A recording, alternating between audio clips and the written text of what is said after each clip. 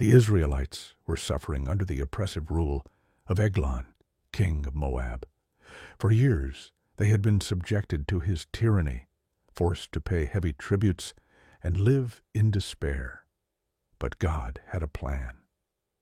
Amid this oppression, God raised up a man named Ehud. He was left-handed, an uncommon trait at the time, and God would use it in an unexpected way.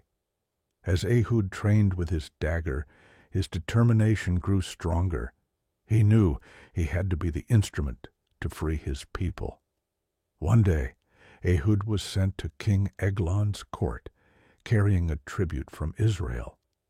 King Eglon was a massively overweight and arrogant ruler who delighted in the wealth he had taken from the Israelites.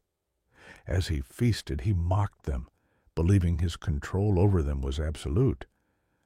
But Ehud had a plan. After delivering the tribute, Ehud requested a private audience with the king. He claimed to have a secret message from God. Intrigued, Eglon dismissed his servants, leaving them alone in the chamber. The moment had come.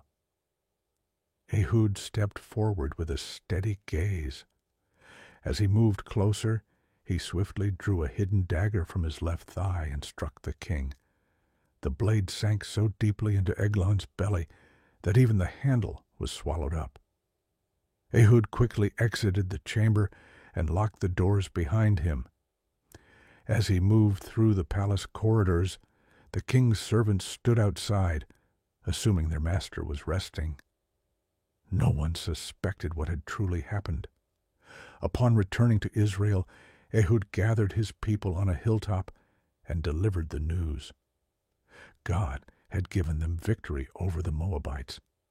The Israelites rose up, following Ehud into battle.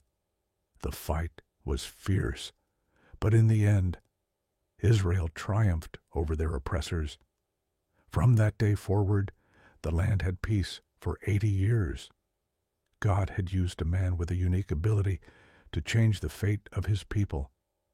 Sometimes, even the smallest acts of courage can alter the course of history.